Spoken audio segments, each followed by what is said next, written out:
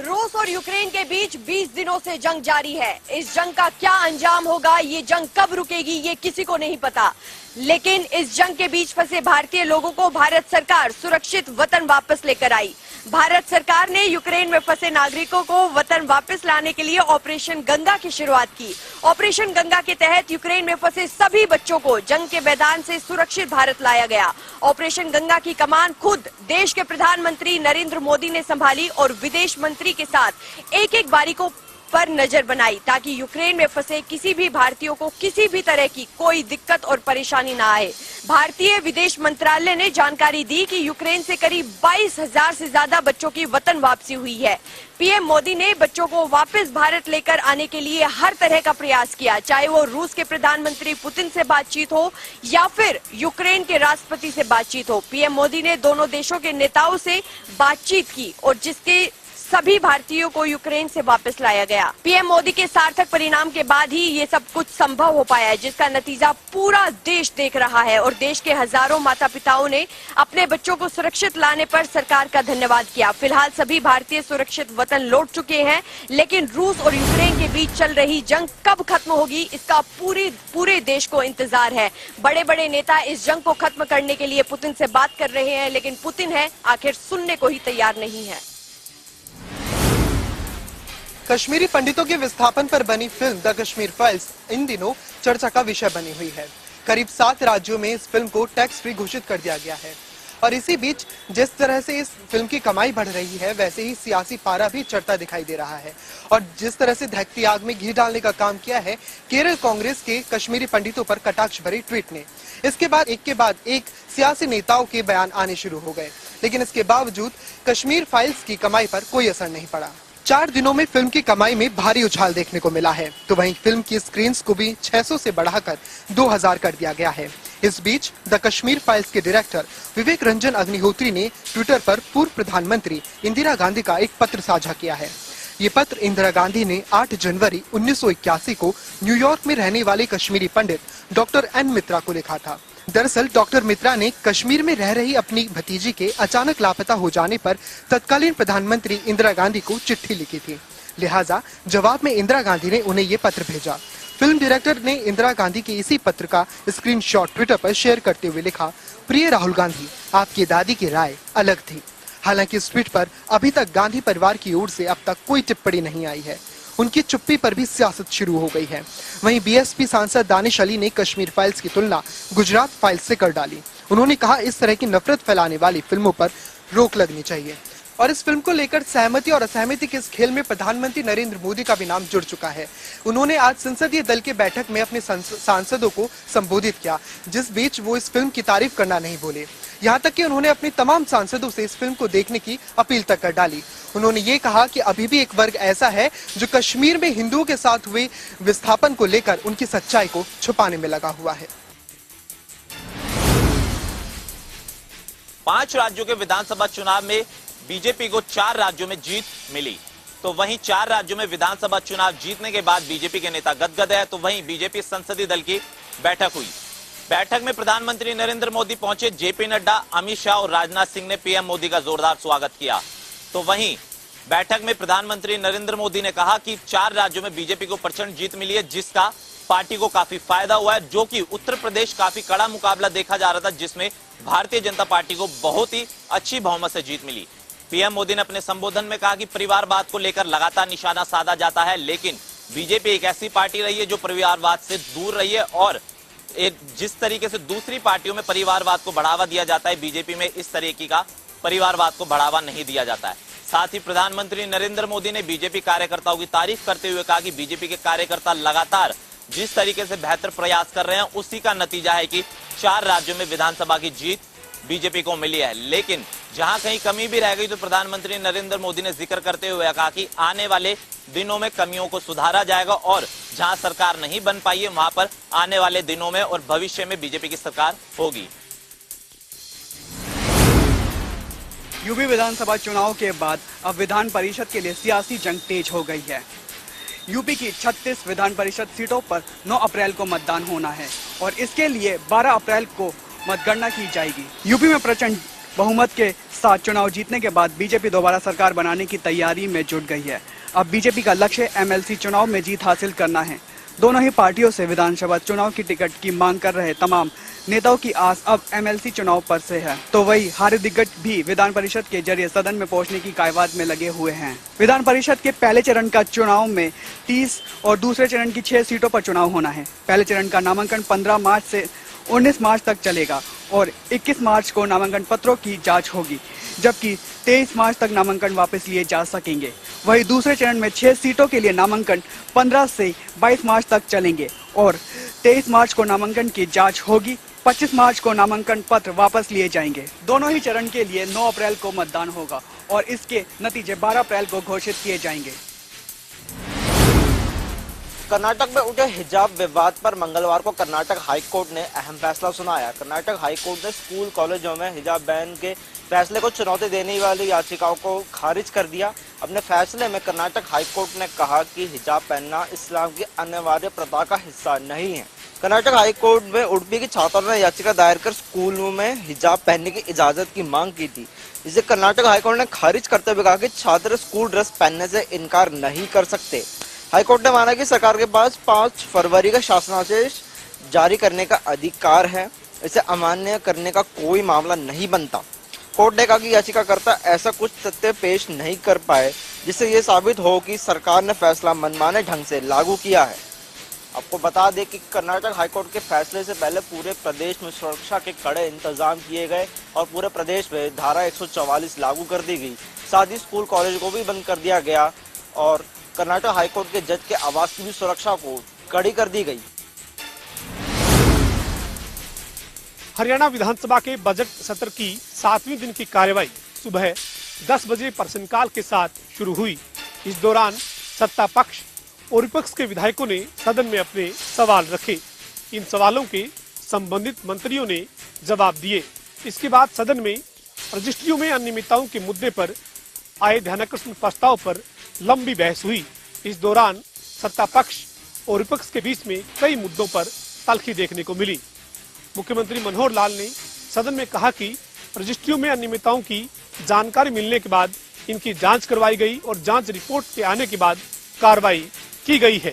इसके साथ ही मुख्यमंत्री मनोहर लाल ने 2010 से 2016 के बीच 7 रजिस्ट्रियों में जो गड़बड़ी हुई है उनकी भी जांच के आदेश दिए हैं। सीएम ने कहा कि सरकार भ्रष्टाचार को लेकर जीरो टॉलरेंस पर काम कर रही है और किसी भी तरह से भ्रष्टाचार को बर्दाश्त नहीं किया जाता। इसके बाद सदन में बजट अभिभाषण पर चर्चा शुरू हुई। बजट अभिभाषण पर चर्चा के दौरान सत्ता पक्ष और विपक्ष के विधायकों ने अपनी अपनी बात रखी और साथ ही अपने क्षेत्र की समस्याएं भी रखी। इसी दौरान कांग्रेस की विधायक शकुंतला खट्टक ने कहा कि इस बजट में बीसी वर्ग के लिए सरकार ने कोई भी प्रावधान नहीं किया है। इसके चलते कांग्रेस ने सदन से एक बार वॉकआउट भी किया। काबिले गौर है कि आज की कार्रवाई सिंगल सिटिंग की रखी गई थी, लेकिन विपक्ष के विधायक जगवीर मलिक ने सदन में समय बढ़ाने की मांग की और ये कहा कि बजट पर चर्चा के लिए पूरा समय दिया जाए। जींद का रहने वाला एक परिवार पानीपत में चुलकाना धाम में दर्शन करने के लिए आता है। जब लोग वापस जाते हैं तो रास्ते में एक भयंकर हादसा हो जाता है। इस हादसे में एक ही परिवार के 3 लोगों की दर्दनाक मृत्यु हो जाती है, जिसमें 4 लोग जो हैं घायल बताए जा रहे हैं, जिन्हें पानीपत के प्राइवेट अस्पताल में दाखिल करवाया जाता है। फिलहाल ट्रैक्टर चालक जो है मौके से फरार है और पुलिस ने मामला दर्ज कर जांच शुरू कर दी है। रंगों का त्योहार होली आने में कुछ ही दिन बाकी है, परंतु होली को देखते हुए सुस्त पड़े बाजारों में एक बार फिर से रौनक लौटनी शुरू हो गई है। आम ग्राहक अपनी जरूरत की चीज़ों के लिए बाजार में आना शुरू हो गया है। आम आदमी होली के अवसर पर गुलाल रंग व पिचकारी की खरीदारी के लिए निकल रहे हैं। इससे बाजारों में रौनक लौट रही है। इसी वजह से दुकानदारों के चेहरे भी खिले हुए दिखाई दे रहे हैं। दुकानदारों का कहना है कि पिछले 2 सालों से कोरोना महामारी की वजह से होली का त्यौहार आमतौर पर फीका ही रहा। बाजार में रौनक नहीं आ पाई थी, परंतु इस बार अभी तक बीमारी ना के बराबर है और लोग होली के अवसर पर खरीदारी के लिए आ रहे हैं। इसी कारण बाजार में धीरे धीरे ग्राहकों की संख्या बढ़ रही है और महंगाई की मार तो जरूर है, परंतु लोग अपनी जरूरत की चीज़ें खरीद रहे हैं। इससे बाजार में तेजी लौट रही है। उम्मीद है कि होली के अवसर पर बाजारों में लोग जमकर खरीदारी करेंगे और यह तेजी कुछ दिनों के लिए बनी रहेगी। यमुनानगर में हुआ दर्दनाक हादसे में 2 लोगों की हुई मौत। घटना अमादलपुर के पास की है, जब कनालसी के पास जो है आरटीओ विभाग द्वारा ओवरलोड वाहनों की चेकिंग की जा रही थी, तो इसी बीच एक ओवरलोड ट्रक को रोका गया और उसका वजन करने के लिए उसको कांटे पर ले जाया जा रहा था। इसी बीच अमादलपुर रोड के पास अचानक वो ट्रक पेड़ से जा टकराया। पेड़ से टकराते ही उसके अंदर आग लग गई। उस वक्त आरटीओ विभाग का एक कर्मचारी और ट्रक चालक उसके अंदर था, जो कि दोनों आग में झुलस गए। हालांकि फायर ब्रिगेड जब तक पहुंची तब तक जो है ट्रक भी जलकर खाक हो चुका था, लेकिन किसी तरीके से जिस प्रकार वो शवों को वहाँ से निकाला गया और जब अस्पताल पहुंचे तो अस्पताल में उन दोनों को मृत घोषित कर दिया गया। वहीं कुछ लोगों का ये कहना था कि जो चालक द्वारा, आरटीओ विभाग के लोगों का भी कहना है कि जो चालक द्वारा है जानबूझकर जो है उस ट्रक को पेड़ के अंदर मारा गया। लेकिन जो ड्राइवर के साथ जो लोग थे उनका ये कहना था कि जो आरटीओ विभाग का कर्मचारी था वो ट्रक चला रहा था, जिसकी वजह से जो है ये हादसा हुआ है, क्योंकि उसे ट्रक चलाने का अनुभव नहीं है, वो बोलेरो गाड़ी चलाता है।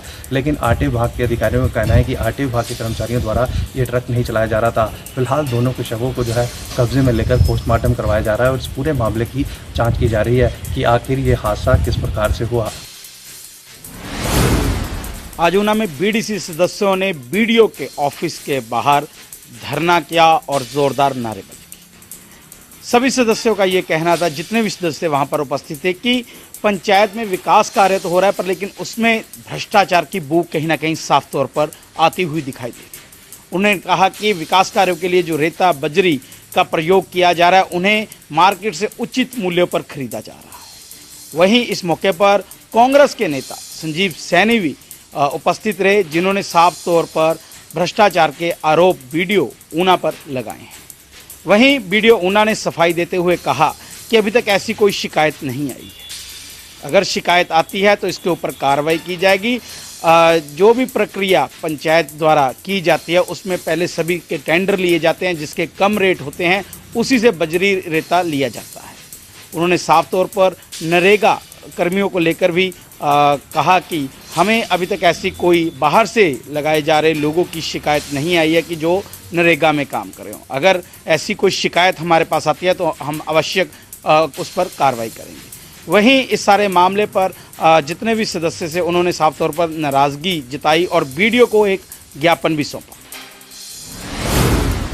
प्रदेश भर की आंगनवाड़ी कार्यकर्ता व सहायिकाएं अपनी मांगों को लेकर लगातार धरना प्रदर्शन कर रही हैं। आज उनका धरना प्रदर्शन का 97वां दिन है, जिसको लेकर आंगनवाड़ी कार्यकर्ता व सहायिका सरकार के खिलाफ जमकर नारेबाजी करती नजर आई। वहीं प्रदर्शन करते हुए आंगनवाड़ी कार्यकर्ताओं ने कहना है कि सरकार उन पर नाजायज पोषण एक्ट ट्रैप थोप रही है। हालांकि उनकी जायज मांगे हैं और वही मांगे हैं जो सरकार से वह लगातार मांग कर रही हैं, जिसको लेकर वह लगातार धरना प्रदर्शन कर रही हैं। उनका कहना है कि सरकारी कर्मचारी का उन्हें दर्जा दिया जाए और पोषण एक्ट ट्रैप को बंद किया जाए और उनकी तनख्वाह में बढ़ोतरी की जाए ताकि वह अपने परिवार का गुजारा चला सके।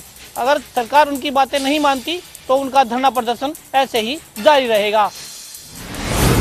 जिला परियोजना संयोजक व समग्र शिक्षा के द्वारा साइंस की प्रतियोगिता जिला स्तर पर आयोजित की गई। इस कार्यक्रम के अंदर मुख्य अतिथि के तौर पर भिवानी के सीजीएम हिमांशु सिंह मुख्य अतिथि के तौर पर उपस्थित हुए। वहीं इस कार्यक्रम के अंदर जिला शिक्षा अधिकारी भी उपस्थित हुए। आपको बता दें, साइंस के एग्जीबिशन के अंदर जिला स्तर पर आयोजित हुए इस कार्यक्रम के अंदर पूरे जिले भर के छात्रों ने भाग लिया और कई प्रकार की साइंस की प्रदर्शनियां भी लगाई। यहाँ तक कि गणित के छात्रों ने भी अपनी प्रदर्शनी प्रस्तुत की।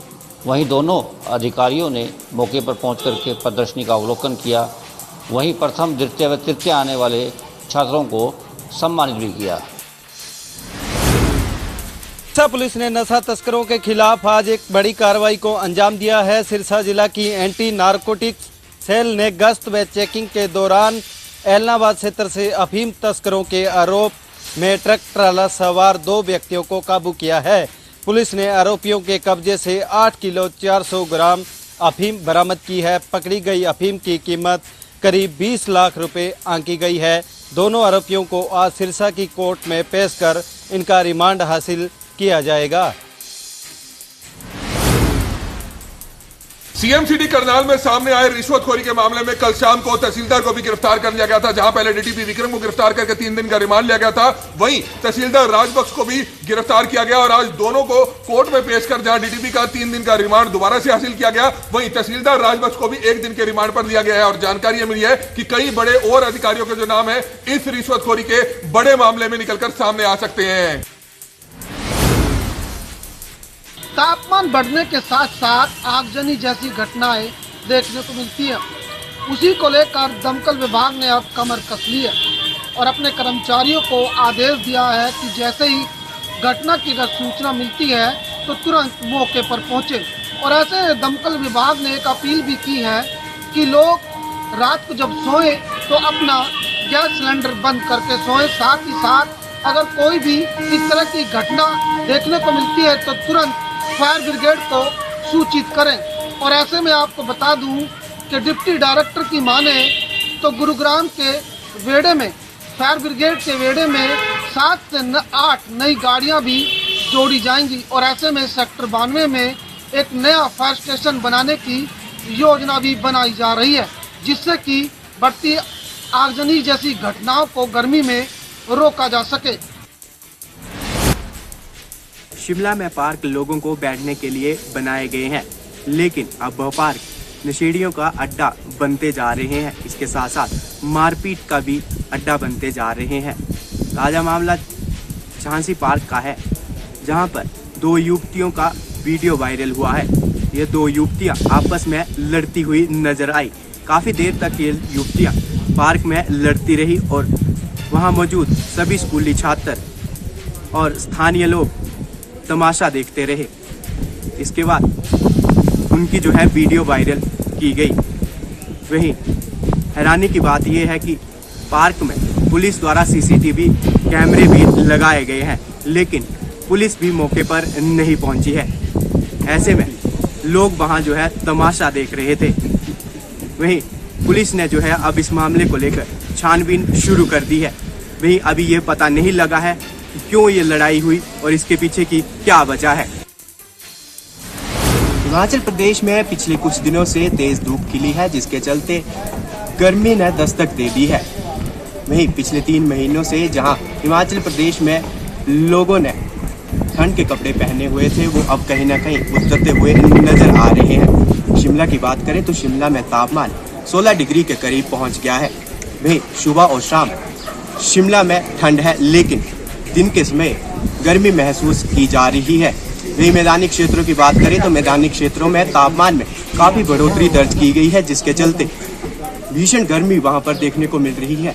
ऐसे में पर्यटक शिमला का रुख कर रहे हैं और गर्मी से छुटकारा पा रहे हैं।